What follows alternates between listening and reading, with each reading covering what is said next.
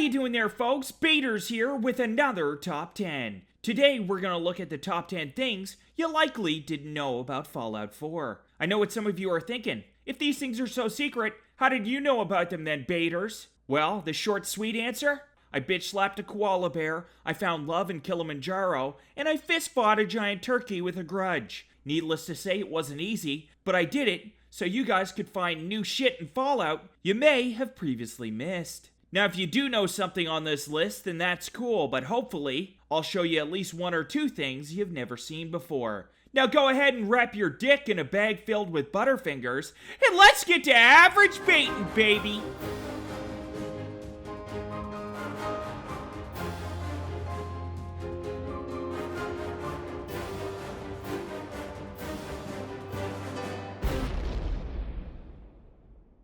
At number 10, we've got Far Harbor, Jack and Rose. Now, I don't know about you guys, but I'm a big fan of Titanic. Just the way Billy Zane runs after Kate and DiCaprio during a boat crisis gets me all worked up like I forgot to take my meds again.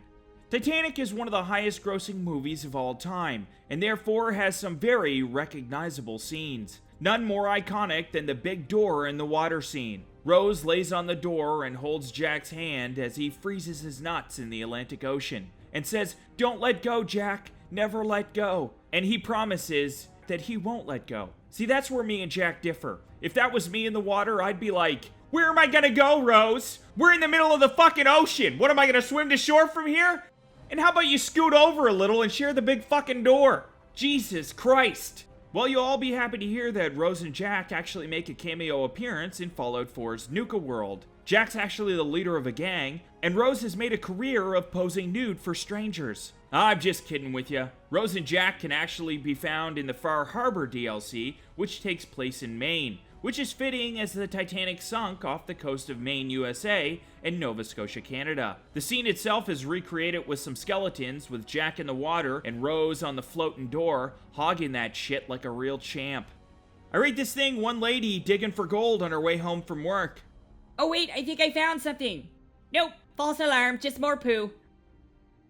At number 9, we've got Jaws. We're gonna need a bigger boat. Now, if you've ever seen the movie Jaws, you may remember the iconic scene where the great white shark decides swimming's for losers and hops up on the boat to see what all the fuss is about, only to get bamboozled by people hitting him with sharp objects. So he does what I think any suffocating marine creature would do in that situation, and he eats Robert Shaw like a delicious fried chicken sandwich. Well, you may be surprised to hear that Fallout 4 recreates that scene in the game, except instead of a great white shark, you have a weird looking thing that looks like the accidental offspring of a dolphin and a really, really ugly donkey, which I cleverly named it Dolphkate, or Peter the People Eater, whichever's funner.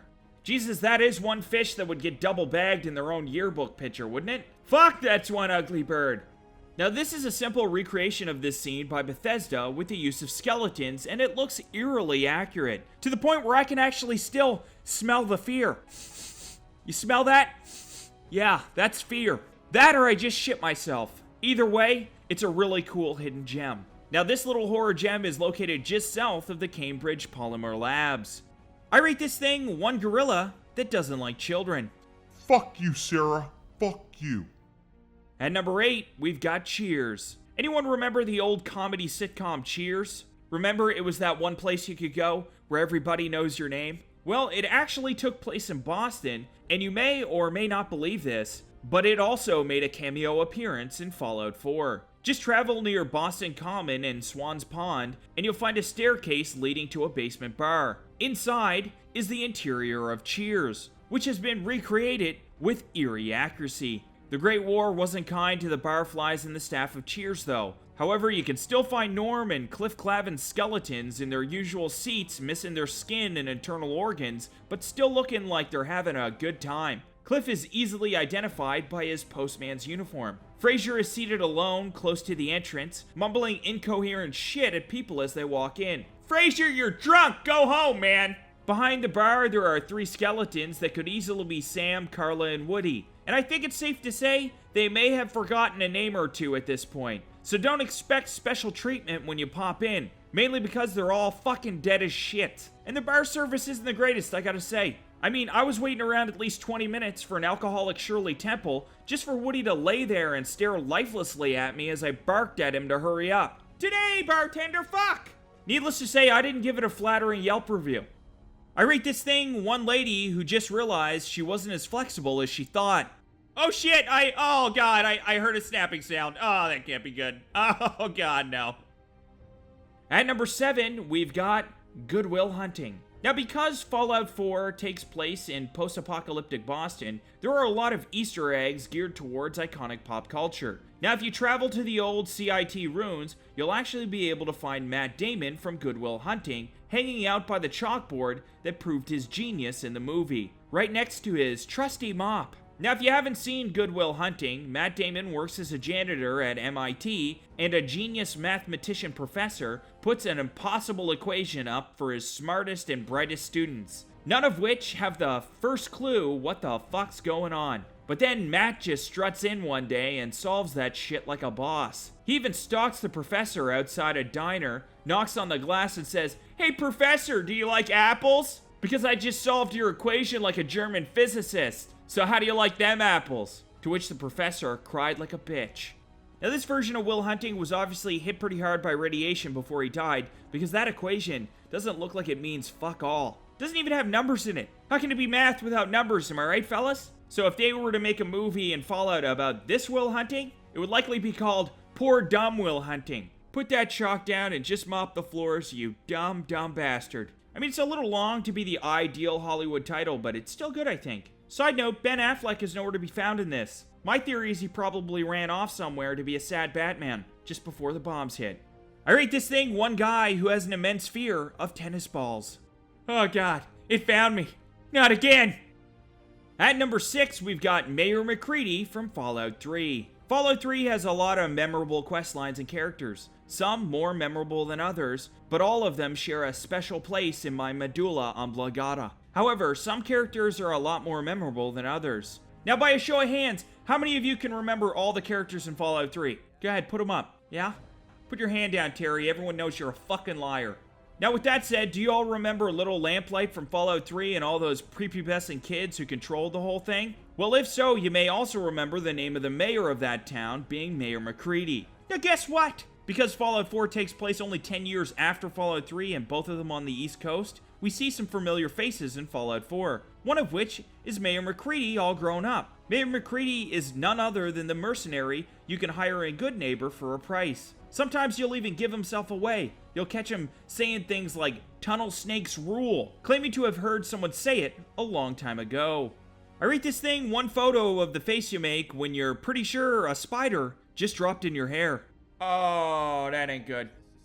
At number 5, we've got More Than Just a Pretty Face. Now, companions are one of the staples of any Fallout game. As you explore the world, you'll come across new and interesting characters to engage with. Fallout is no different, with tons of interesting characters that you can convince to follow you in your travels. But did you know picking the right follower could make the game even easier depending on your character build? Now, companions are more than just arm candy in the game. You can actually use them to do things like carry your shit or dance naked for you when you're having a bad day. But they also have some practical uses as well. Your companions might be better at certain tasks depending on the perks and skills you are leveling up. They may be better than you at picking locks, hacking terminals, or a number of other things. A good example of this is Valentine, who is very likely to be better at hacking terminals than your character early in the game. The game even hints at this by making him hack terminals you can't in your very first encounter with this pre-war detective. You can command them to do all sorts of helpful shit. Some that are very helpful,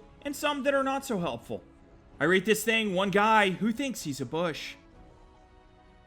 At number 4, we've got More Accurate When Crouched. Combat in Fallout 4 is greatly improved, and as such, it has a lot of immersive features that make it feel fun and engaging. As we all know, the ammo of certain weapons can be really scarce in Fallout, so it's important to make every shot count. Therefore, the more accurate your character is, the better. Well, hold on to your tits, because another juicy secret you may not have known about is that when you're crouched, you're actually more accurate than when you're standing upright. That's right, when you're squished down in the fetal position, the game actually feels bad for you and makes it easier to kill any enemies you engage with. Close enough to your asshole for a kiss? The less shots, that you will miss. That's a little haiku I remember to remember this sweet, sweet gameplay trick. This actually makes a lot of sense because the more stable the position your body is in, the more likely you are to be accurate in real life. That's why you don't see people flopping around like sloppy dildos at the local firing range. Because accuracy goes right out the window when you flail around all unhinged. Well, that, among other things. Now, this newfound accuracy also applies with VATS, so keep that in mind when you're trying to make those epic long snipes across the map. I rate this thing one dog who was raised by sheep. His whole life, he just thought he was a really fucking weird-looking sheep, and he never really did fit in. Hi! I'm a sheep! At number 3, we've got one shot at romance. Romance in the real world can be hard. You can text your match on Tinder over and over and over again with perfectly crafted pickup lines like, "I'm gonna find you, bitch, so you better text me back." Or other beauty lines like, "I'd follow you home just to smell your hair, but I don't get out of prison until next month." Surprisingly, they never message back. Even with epic lines like that, it can be hard to romance that special someone, and more often than not, you only get one chance to make a good first impression. Well, Fallout 4 is no different than real life in terms of romancing your companions. You only get one chance to get your balls wet, if you know what I mean. There is actually a point of no return for romancing companions. If you fail the persuasion check involved, you lose that option. Meaning if you whip your dick out on the first date, there's a good chance you may mess up your chances with that companion. Meaning you're not going to get a second chance to be with that special someone you've got tattooed on your butt cheeks. It's all documented in my book, 3 Reasons Not to Pull Your Dick Out in Public. Hence, if the romance prompt appears in conversation, it would behoove you to quit the conversation and raise your charisma before returning. Or roll the dice and let love decide. What's the worst that could happen, right? I suppose you could end up alone sniffing unused ladies' underwear at Walmart for the rest of your life. That could be a thing. So on second thought, it might be better just to raise your charisma. I rate this thing one poo that was loved so much, it eventually turned into a real boy. Holy shit, honey, look! It's a Christmas miracle! Let's call him Donald.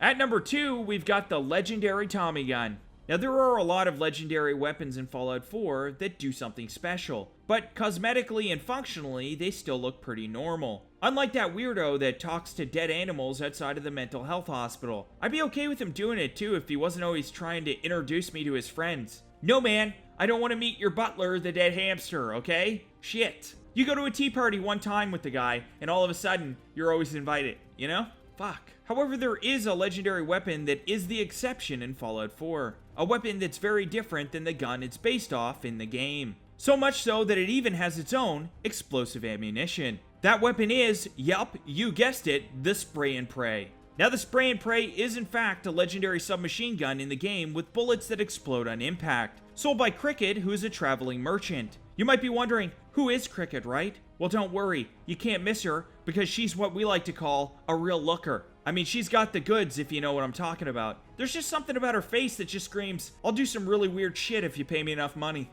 Now, Cricket is also the name any meth addict would give their daughter if they wanted them to grow up to sell guns in a post-apocalyptic wasteland. So I think her name is very fitting. Now you might be wondering, where can I find Cricket so I can get my hands on this beautiful Spray and Pray gun? Well, her sales territory covers the southeastern portion of the Commonwealth, which includes Diamond City and Vault 81. So go ahead and get out there and enjoy that explosive Tommy gun. I rate this thing one gang of angry little monkeys who may or may not be about to rape this guy.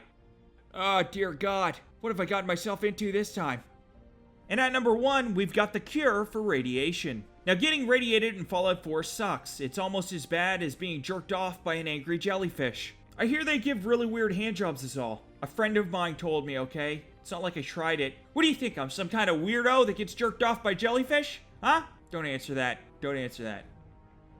So if you guys are actually like me in the sense that you don't like to use the rat away every 2 minutes, then I have some good news for you that's sure to make you fart and giggle and possibly shart in your panties from happiness. Radiation doesn't actually have to hurt you in the game, which many of you may not have known. But the radiation doesn't have to hurt you in Fallout 4. No. Radiation can actually be your friend. Radiation to me is like that bully who used to pick on me in the 3rd grade. But like that bully, radiation does have a weakness. For the bully, all I had to do was wait until I was 30 years old, then go back to the 3rd grade and beat the shit out of the biggest kid on the jungle gym. I know it wasn't the same kid, but it sure did make me feel good. As for radiation, all you need to do is upgrade Ghoulish, which is an endurance perk, and it flips the script, making radiation heal you rather than kill you. So you'll all be able to take a full dose right to the nipples without breaking a sweat, or even getting sweaty nipples. Which is a thing, I think. Yeah, maybe. Those goddamn sweaty nipples. I rate this thing one sibling rivalry that may have gone a little too far. Had enough yet, bitch? Now where's my Butterfingers, bitch? Thanks again for watching, folks. Hope you enjoyed this video, and if you did, be sure to bitch slap that subscribe button like it's 3 weeks behind on your rent. Bitch! Where's the money, bitch? Where's the money? Where is it? Also, go ahead and hit that bell icon too, because apparently YouTube thought there should be extra steps. Why not, right? I'd like to subscribe, but first I have to click this and do this. Oh, it needs an email. All right, and this. Okay, fuck. Just tell me when he's uploading. Fuck! Once you do all that, if you're lucky, at the stroke of midnight, a tiny little Averagebaters fairy might come and tickle your butthole. Also, if you want to see another top 10 similar to this one, then go ahead and click that sexy little icon at the bottom left of the screen. And I hope to see you all again next time for another top 10.